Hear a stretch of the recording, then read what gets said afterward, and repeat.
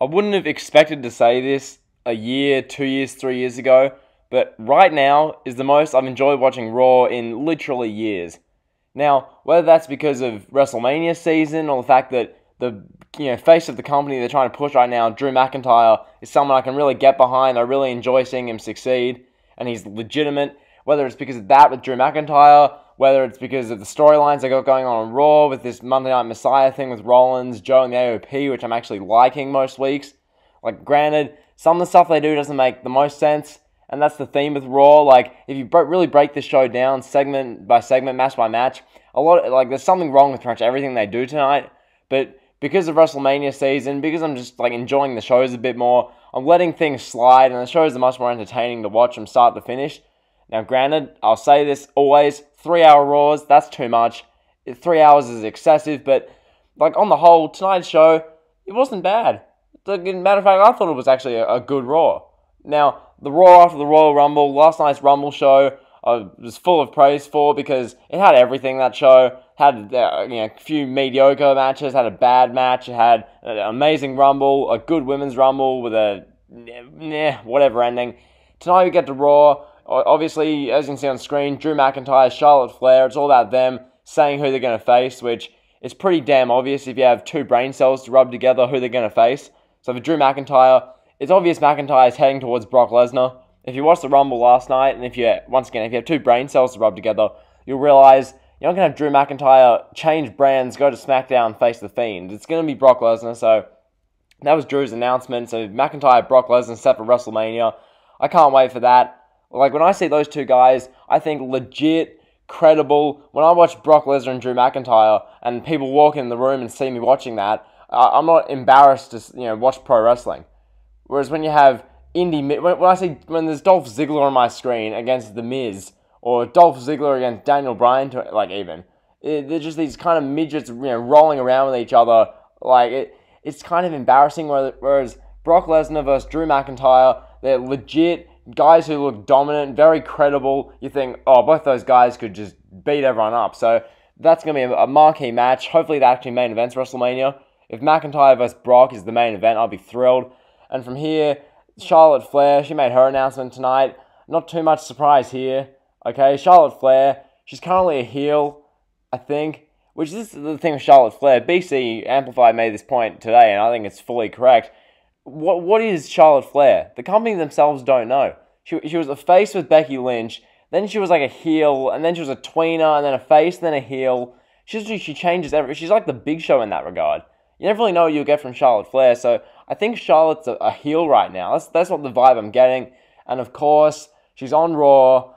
They're not gonna move Charlotte to SmackDown, because then who's on Raw? Becky Lynch and Asuka, and that's it. So obviously, the decision Charlotte made tonight was Charlotte will take on Becky Lynch for the title of WrestleMania, or at least whoever the Raw Women's Champion is. Makes sense, really. So, that's your two, Rumble winners. The rest of the show, Rollins, AOP, the Messiah storyline, Joe, that kind of thing, Viking Raiders, all those guys. I like what they did tonight. The Raw Tag Team Championship thing where they had Rollins and Buddy Murphy defending against Samoa Joe and Kevin Owens. Once again, the flaw with that, having Rollins and Murphy as tag champs is still weird when AOP's in the stable. But at least I like that they're trying something with the titles.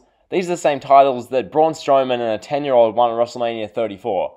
Okay? So I'm not just going to complain that, why didn't AOP win? Because then people would say, if AOP won, well, there's no tag division, and, well, Rollins and Murphy had nothing to do. It's a lose-lose with this company, but people complain about everything. So, granted, I do complain, I know that, I don't want to be too much of a hypocrite, but I want to try and find some positives in this stuff. So yeah, the storyline of that tonight was fine. Liv Morgan, Lana, don't really care, more on that later. The stuff with Alistair Black tonight, I enjoyed, like they did there. MVP had a match tonight, that was whatever. We got another US title match between Andrade and Humberto Carrillo. On the whole, the show, it was a lot of individual pieces, most of which I wasn't super, super high on. But as a whole show, I enjoyed it, was entertained by it. So, with that being said, I'll get into the full review of this show. I think this video will be around 20 minutes, probably. Shouldn't be too long, but it'll still be a decent little length. So, anyway, I'll get into the show now. Our commentary team, I don't know why they did this, but now our commentators for Raw are Tom Phillips, who he's finished his stint in NXT UK clearly, so he's now on to Raw again. Jerry Lawler, who is just not a man you want on Raw. He's a 70-year-old man. He's just a creepy looking old guy. And Byron Saxton. And I saw on social media, everyone's like, oh, Byron Saxton's back, let's go. I'm like, Byron says nothing and stands there smiling. Like, Byron adds nothing to the show. So yeah, that was really random. And then the WrestleMania 36 sign, because it's WrestleMania season now, so the WrestleMania 36 sign is going to be in every arena they have. It's so close to the ring now. Like, I saw in past years, it's like pretty far away. It's on like the third tier of, you know, the arena they're in, so it's a way to point. This literally looks like it's 10 meters from the ring. This looks ridiculous. So, anyway, it's a giant sign right next to the ring, the WrestleMania sign this year. Anyway, we get Drew McIntyre opening the show. I think McIntyre's amazing. He well and truly deserves his heel run. Oh, his babyface, face of the company kind of run now. He's very credible. And this is the thing. Rollins will mention in his promo later, but Rollins was like, oh, well, the fans will turn Drew McIntyre. I'm like, okay, if good creative is even half decent, and when McIntyre wins the title from Brock, they book McIntyre well. So you have McIntyre face Alistair Black, have McIntyre face Andrade, have McIntyre face any of these up-and-comers on Raw after WrestleMania. That'd be a captivating show. That'd be something I'd be interested in seeing. Seth Rollins, when he became Universal Champion, had no opponents. The booking for him was terrible. They're trying to make a guy who, he's a Weasley heel into this, like, commanding babyface you have to love. Like, I can't just love Seth Rollins, so... Yeah, so McIntyre comes out, very legitimate. You deserve a chance coming around the crowd. McIntyre says that he's still waiting for someone to pinch him and wake him up because he feels he's dreaming. He says that last night he saw fear in Brock Lesnar's eyes, and as a result, he's challenging Brock Lesnar for the WWE Championship at WrestleMania. Side note, I think it was Byron Saxton during this referred to the WWE Universe as the WWE Universe, which is, I think, the third time I've heard that in 24 hours. So they're calling it the WWE Universe. WW Universe. It sounds ridiculous. Just call it the WWE Universe. Or change your terminology altogether, because why is it a universe? Anyway, McIntyre then makes an open challenge for anyone to join the Claymore party. Then the OC's Gallows and Anderson come out and accept. From here, we got a handicap match, Drew McIntyre versus the OC's Gallows and Anderson. I can see the issue with this, having McIntyre basically squash one of the quote-unquote elite tag teams in the company, but at the same time, tag teams are worthless in Vince's WWE. The OC are dead anyway. I couldn't care less for them. It's McIntyre, so I'm willing to let this slide. Pretty much the match went on like 4 odd minutes. Basically, in the end, McIntyre, who's saying in the corner, he does his 1, 2, 3 with his finger gestures. The crowd's going crazy, chanting for each number. He then does a Claymore on Carl Anderson. Then he does the same thing, Claymore on Gallows. Lays them on top of each other. 1, 2, 3. Drew McIntyre pins the OC. Dominant from McIntyre. Him versus Brock's going to be sick. From here, we get Brock Lesnar ambushing McIntyre from behind. Brock's shirtless. He F5s McIntyre and then poses with the WWE title. So, I can't wait for this match. McIntyre and Brock. This is going to be so sick. This is legit pro wrestling. This is what I want to see. Like, I can watch your Garganos versus your Coles, but as far as watching legitimate, just pro wrestling, these are the kind of guys you want. Drew McIntyre, Batista, Brock Lesnar, Goldberg. These type of guys who scream like legit Triple H to them types. Anyway, moving on, Rey Mysterio versus MVP. MVP's first singles match in WWE in literally a decade. It was cool to see him wrestling, but at the same time, this guy, you can see why he's been out of the company for so long. He just looked out of shape. MVP in this match looked slow, unathletic. Rey Mysterio was, like, old man Rey Mysterio was running circles around MVP here. This wasn't a very good match. MVP, he was in position for 619. I don't know what happened here, but he gets up to get out of the 619, so he's like standing up, turning around backwards. Ray hits the 619 anyway, and so like Ray kicks a little bit of MVP's back. It looked terrible. So from here, MVP got hit with like a splash, and then Ray pinned him, so that was that match, whatever. MVP, hopefully he's not on TV again. From here we get like a third video package of Edge's return from Royal Rumble, which, that was awesome. I watched it myself like 15 times today. I can't believe he's back, that's so awesome, but if they keep showing it literally every 10 minutes, it's going to lose its luster. So from here, we see Lesnar and McIntyre, WrestleMania 36 graphic showing, 69 days away, they'll be sick. Then we get Alistair Black versus Kenneth Johnson, just some jobber. Black squashes this guy in literally 15 seconds, he like kicks him twice and then hits a Black mass. Afterwards, Black gets some promo time, which I liked.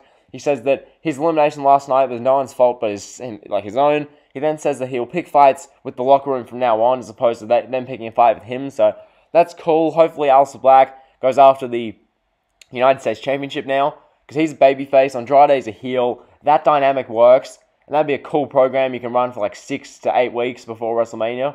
Or even if you have Black and Andrade go to the Elimination Chamber, have a match, and then have them at WrestleMania have a sick match, like something like that, and then afterwards Alistair Black and I drop the title and go fight Drew McIntyre, like stuff like that would be sick. Anyway, we move on. Seth Rollins and Buddy Murphy come out, the Raw Tag Team Champions.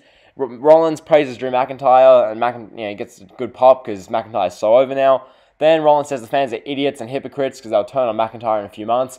That's probably true, but McIntyre, he's so much more credible and likable than Rollins. No one ever really got behind Rollins legitimately. Then Rollins says that, they're ready to fight now against Owens and Joe for the tag titles. Owens and Joe come out onto the stage. They exchange some G-rated banter about how Rollins talks too much. Yeah.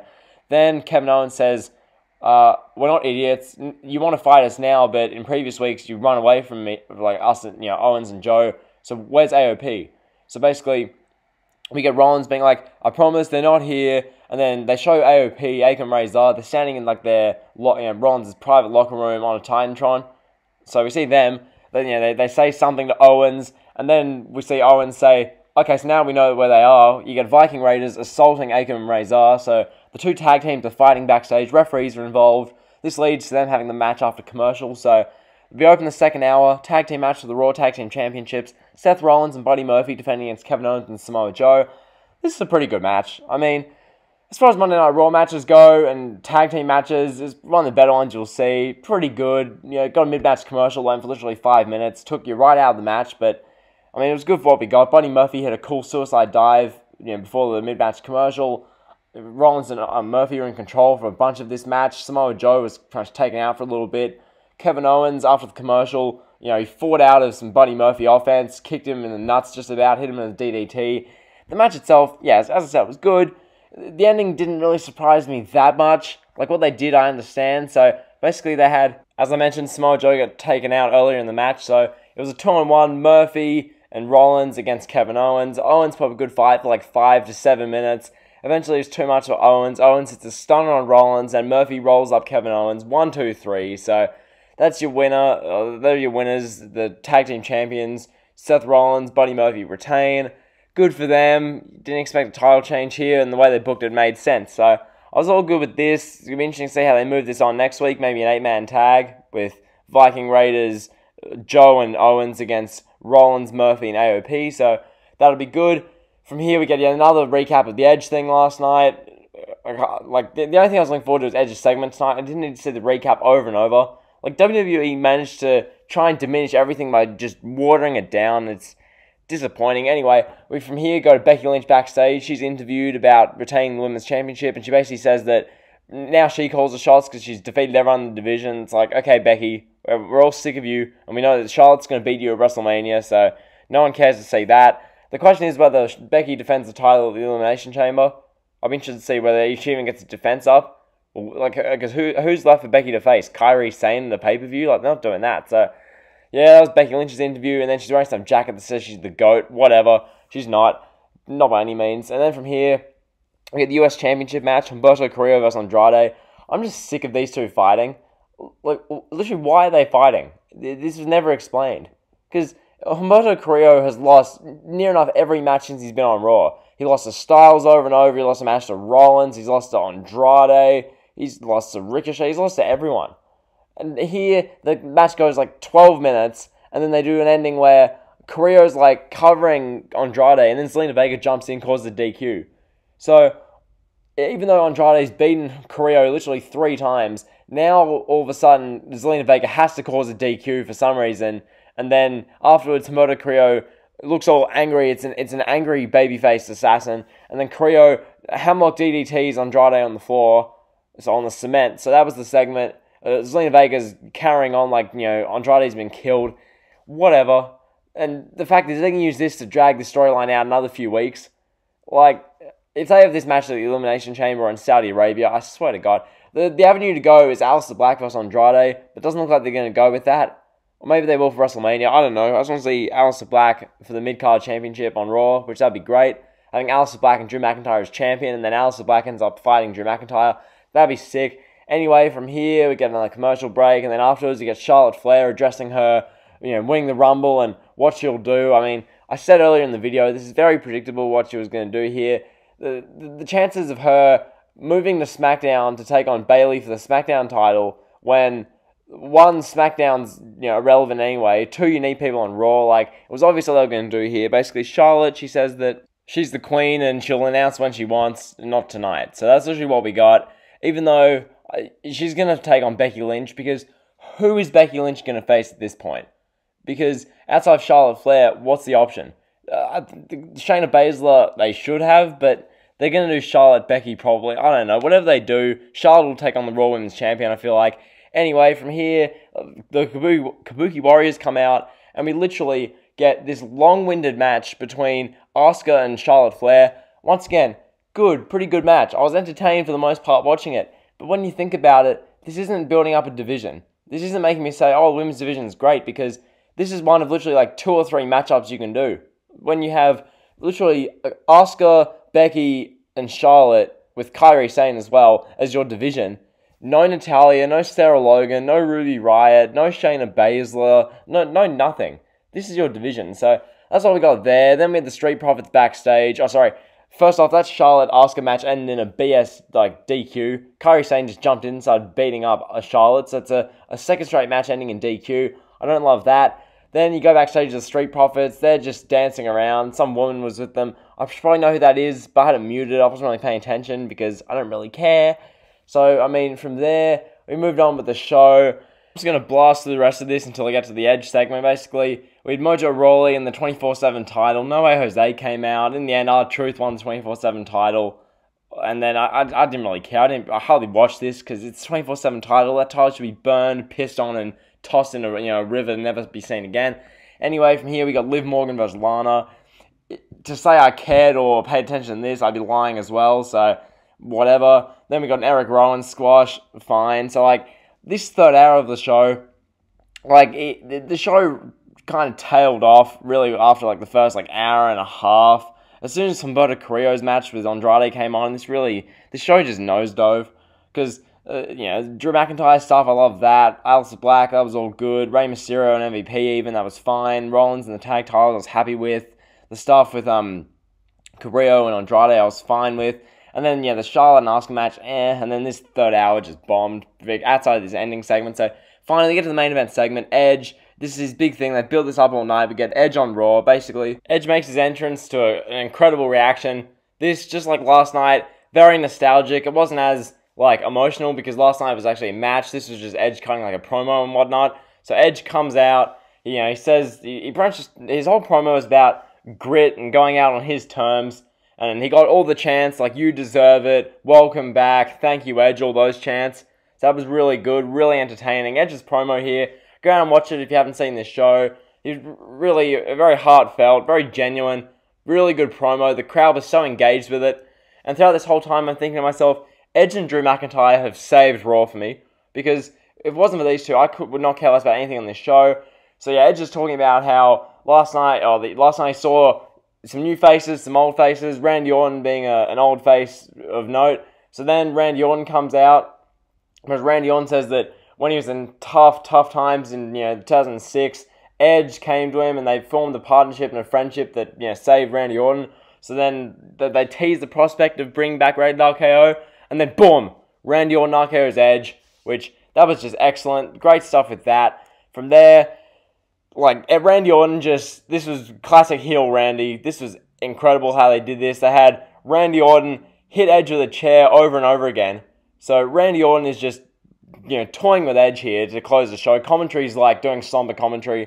Tom Phillips, Byron Saxton, Jerry Lawler, all somber about this. The crowd's like, oh my god, no. So from here, literally Randy Orton takes the steel chair. So Edge is laid out on the ground from this. Randy Orton takes the chair, puts it around Edge's head. He stands there holding the chair in place, really taking this in. Everyone in the crowd's like, oh my god. The whole first few rows are filming this on their phone.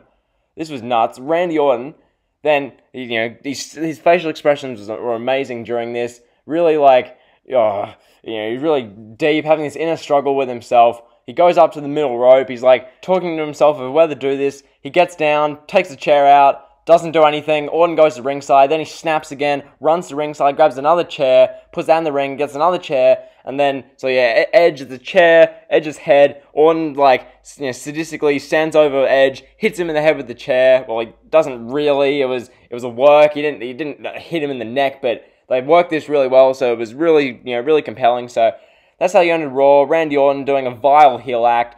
All in all, Monday Night Raw for tonight. I'm giving this show... I'm going to give this show a C. I thought enough good matches on this show. The second hour, outside of that ending with Randy Orton, the third hour was just bad. Like, the ending to Charlotte Asuka, the 24/7 title stuff, just nothing on that hour. Eric Rowan, nothing there. Lana, Liv Morgan, nothing there was to care about. The stuff in I liked the first hour a lot. The second hour I was okay with. Third hour I didn't really like, because everything they did in the overrun and the last couple minutes of the third hour with Edge was great, but outside of that, that was really it. So that's Monday Night Raw for January 27th, 2020, the post-Royal Rumble 2020 edition. Hopefully you guys enjoy the review. Be sure to like, comment, sub if you haven't already. Keep the interactions going. Really enjoying talking to you guys in the comments. Makes the watching the shows even more tolerable. So yeah, like, comment, sub. See ya.